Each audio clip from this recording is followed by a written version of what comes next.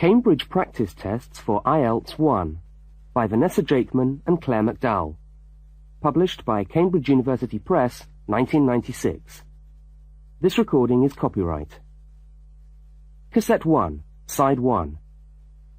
Practice Test 1. You will hear a number of different recordings, and you will have to answer questions on what you hear.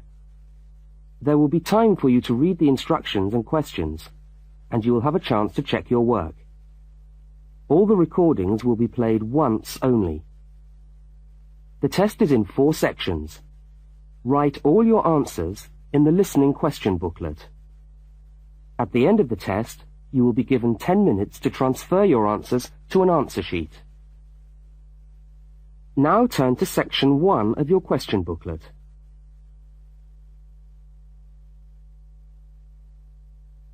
Section 1. You will hear a telephone conversation between a woman and a police officer. First, look at questions 1 to 5. For each of the questions, 4 alternatives are given. Decide which of the alternatives, A, B, C, or D, best fits what you hear on the tape, and circle the appropriate letter.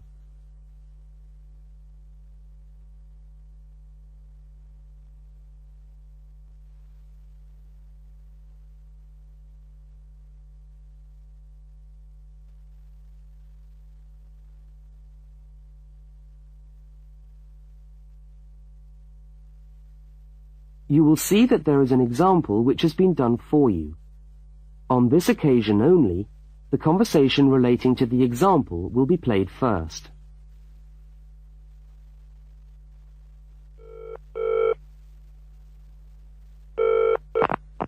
Good evening, City Police Station. Can I help you?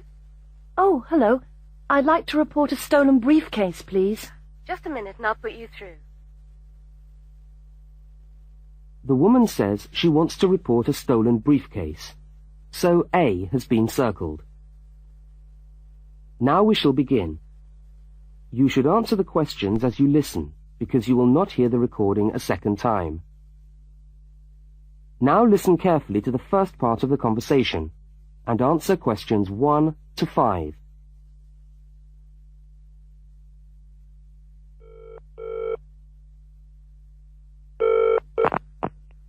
Good evening, City Police Station. Can I help you? Oh, hello. I'd like to report a stolen briefcase, please.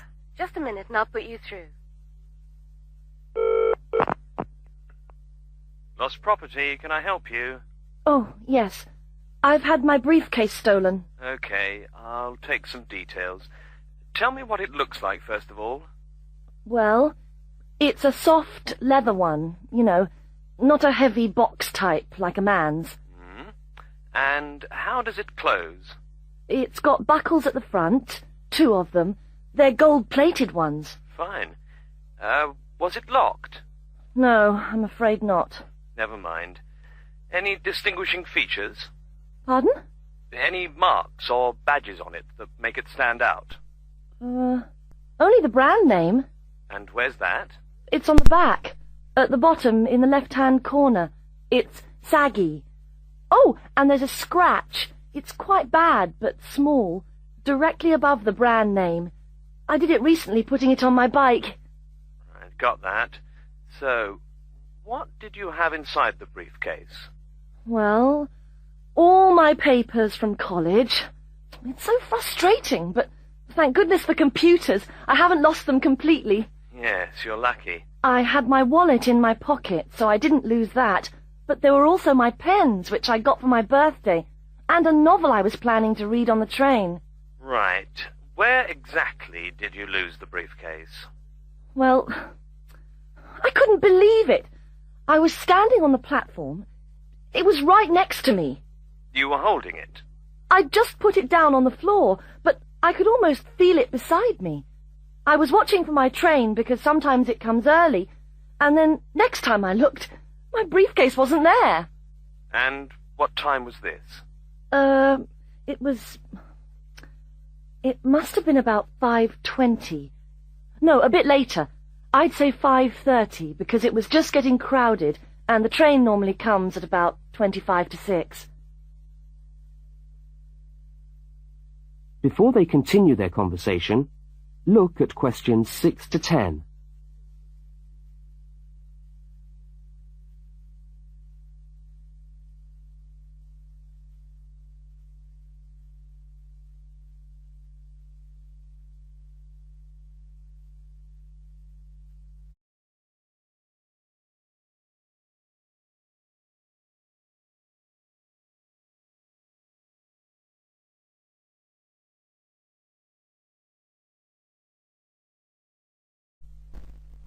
As you listen to the rest of the conversation, complete the form by filling in the numbered spaces 6 to 10.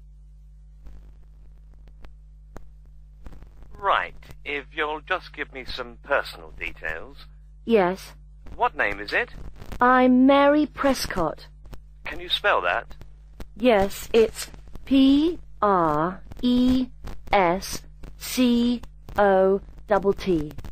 And your address? Flat 2, 41 Fountain Road, Canterbury. Fountain Road. Yes, number 41. And have you got a contact telephone number?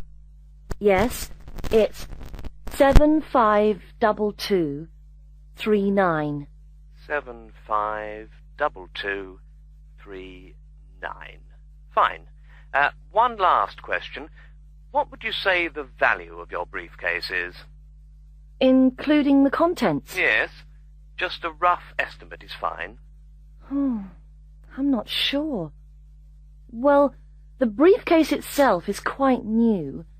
I bought it last month for £40. I suppose about £65. The contents are worth about £20 or £25 at least. That's fine. Well, if you could come down to the station tomorrow, you can sign this form and have a look at what we've got here. Okay, thanks. Bye. Goodbye.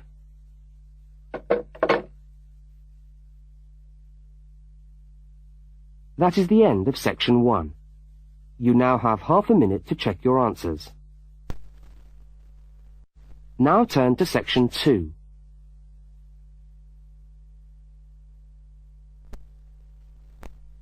Section 2. You are going to hear a news report from an Australian radio program. First, you have some time to look at questions 11 to 13.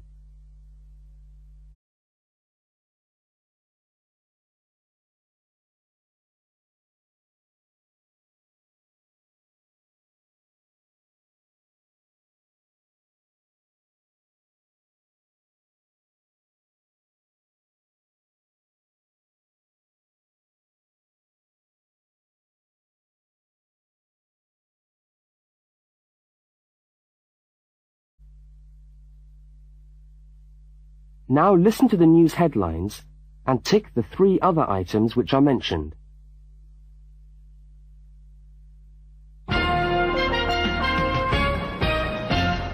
This is the 6 o'clock news for Tuesday the 25th of November. And first the headlines. The Prime Minister has promised to help the drought-stricken farmers in the northern part of the country who haven't seen rain for nearly 2 years. And in Sydney, a group of school children are successfully rescued from a plane which landed in the sea shortly after takeoff. Transport workers are on strike in Melbourne over a pay claim, and the strike looks set to spread to other states. And on a fashionable note, there's to be a new look for the staff of Qantas, Australia's national airline. Now you have some time to look at questions 14 to 21.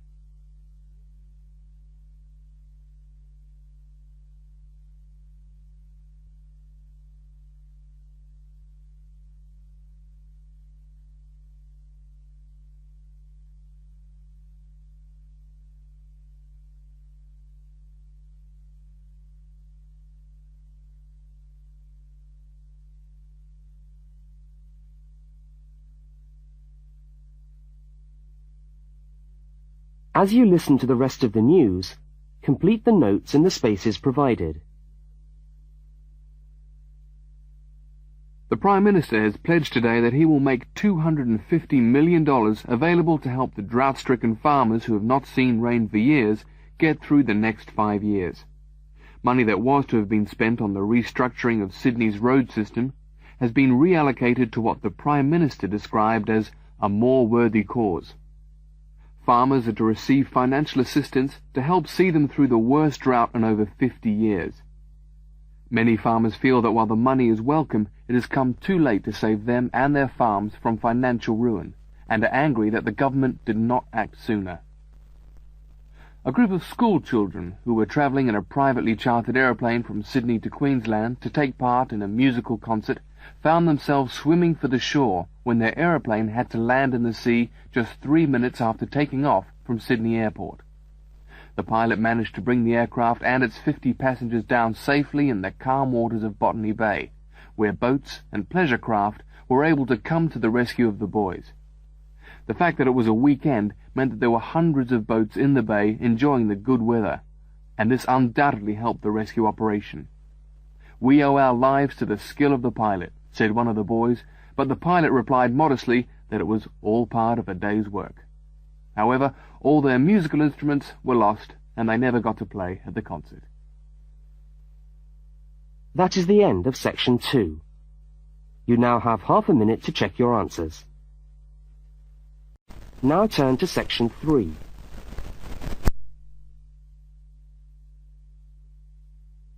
Section 3.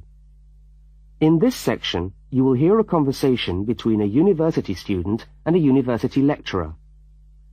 Look at questions 22 to 25.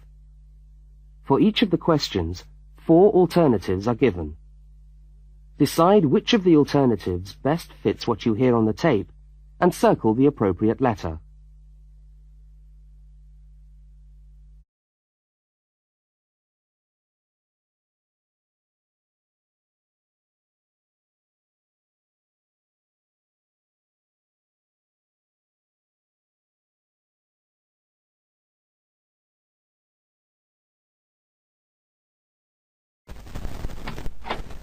Hello. Can I come in? Oh, yes, come in. How can I help you? I was looking for the economics office. I've been all over the arts faculty building looking for it, but I could only find the School of Accounting and Economic History. Is this the right place? Yes, this is the School of Economics. Oh, good. I'm a new student, and I was wondering if someone could give me some information. Well, I might be able to help.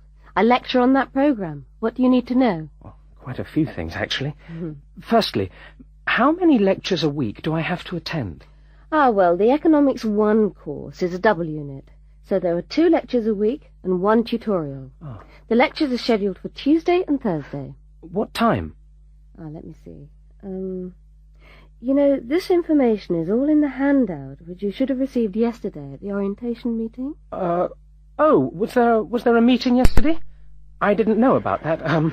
No one mentioned... Yes, there was. But never mind. Now, lectures are at 4 in the afternoon. 4's a bit late. I've got a part-time job that starts at 4:30. Well, you can't be in 2 places at once, can you? And attendance at lectures is necessary. We expect at least 90% attendance at this university, you know. 90%? That's high. Do they enforce that rule? Yes, we do. We're pretty strict about it, actually. And what times have been set down for the tutorials? Do you have that information? That's a very well-attended course, so there's a number of tutorial times. Monday, Wednesday, and Friday, all at 9 o'clock. Yours will be allocated at the first lecture. Can't I choose the time? Maybe, maybe not. You'll have to talk to the lecturer on the course. Dr. Roberts is his name. Oh, okay. Now look at questions 26 to 31.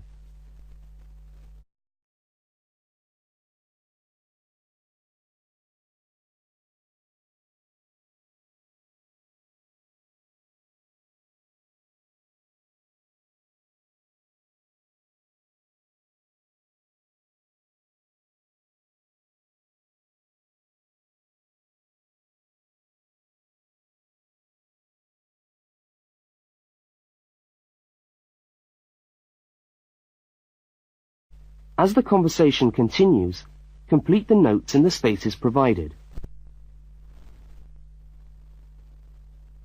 Anything else I can help you with while you're here? Well, yes, actually. Do you know what the course requirements are? I mean, how much work is expected for this course? Well, you have to complete a tutorial paper. What does that involve?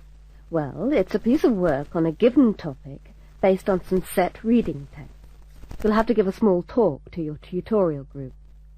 How long does that have to be? Oh, about 25 minutes usually. I have to talk for 25 minutes? Yes, that's right. And then you have to write up your piece of work and give it to the lecturer to be marked. Right. And is that all? No! You also have to complete a 3,000-word essay on a topic. Can I choose the topic? Yes, usually you can. Right. That shouldn't be too bad. And in addition to that, there is an exam. An exam? What sort of exam? Well, it's an open book exam. Does that mean I can have the textbook with me during the exam? Yes, that's right. And can you give me any idea about the content of the first year of economics, so that I can get into some reading? Well, you'll be getting the reading list next week when lectures start. All the books are in the library. Yes, but won't everyone else take them out as soon as they get the reading list too? Well, yes, they might. But most of the important ones are held in closed reserve. That's a part of the library where you can go to read books, but you can't take them out of the building. What did you call that section of the library? Closed reserve. However, we do recommend that you buy the core books. You'll find them useful, and you'll need them for the exam. Yes, I suppose I will. But what is the focus of the course? Well, the course at this university has a vocational focus. That is, a focus on preparing its graduates for work. So we're orientated very much towards employment. Oh, so my chances of getting a job are good? Well, provided you get good results. Well, look, thanks for your time. You've been really helpful. That's fine. See you next week, then.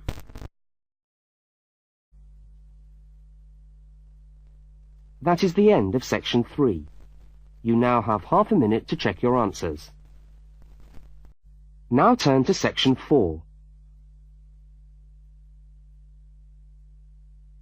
Section 4. You will hear a talk given by a university lecturer about the structure of the university. First, look at questions 32 to 36.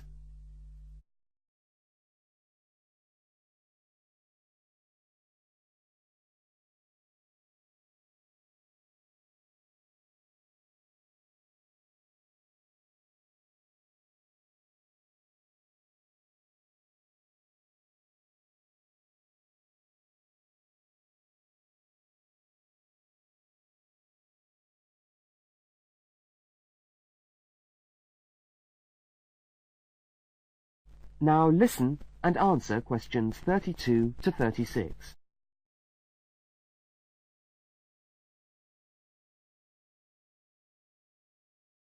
Good morning, and welcome to the University of Westlands.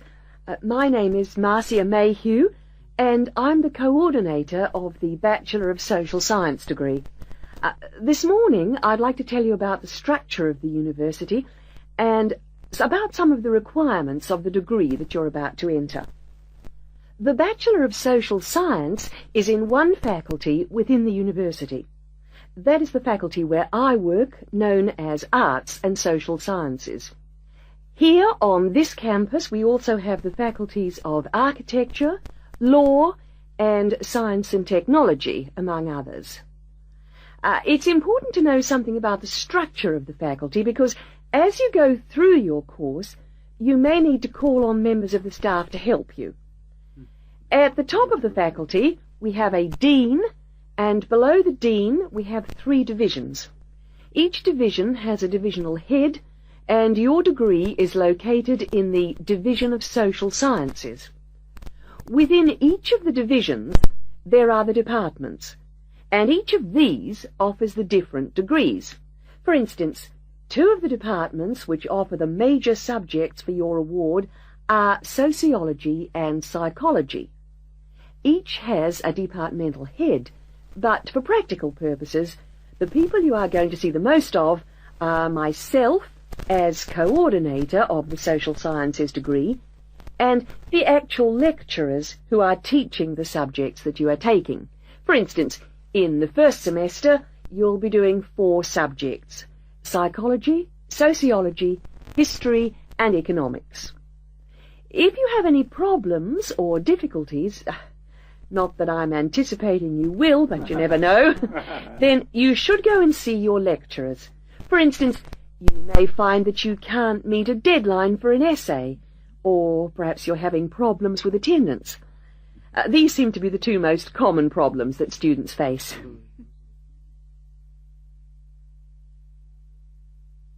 Now look at questions 37 to 41.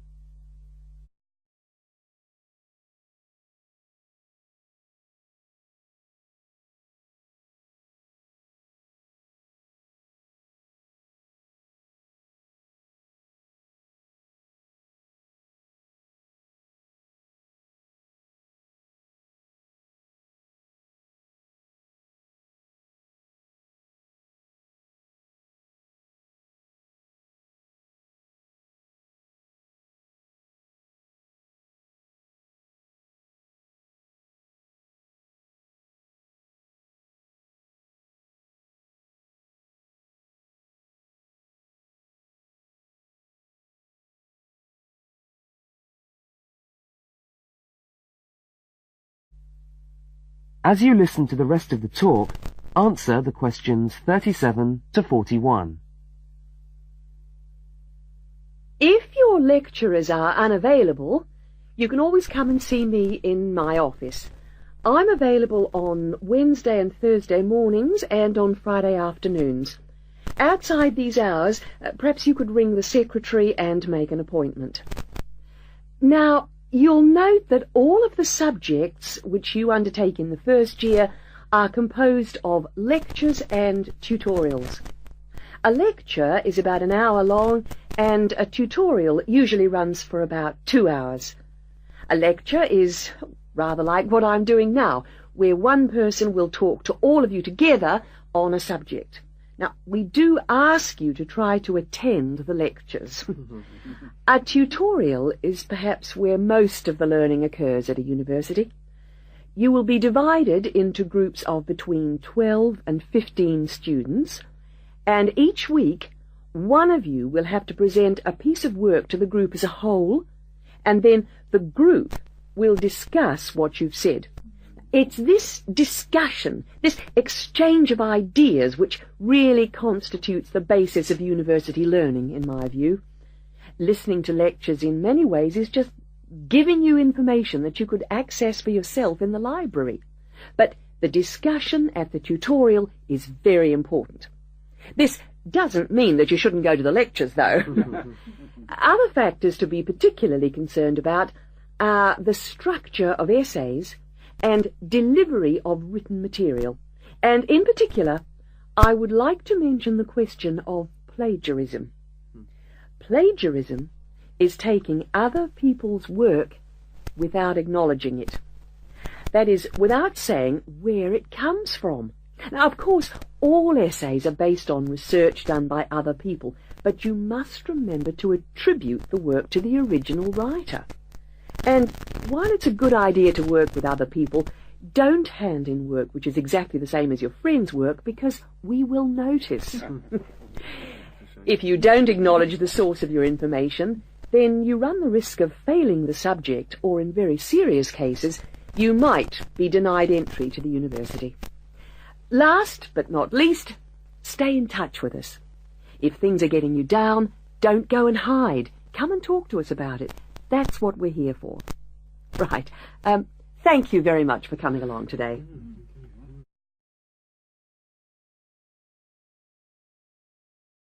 That is the end of section 4. You now have half a minute to check your answers.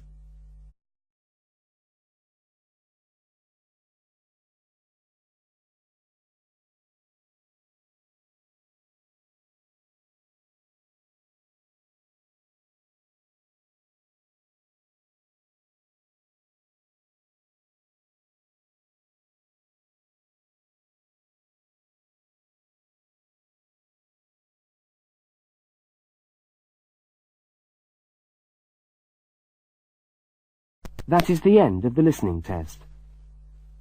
You now have 10 minutes to transfer your answers to the listening answer sheet.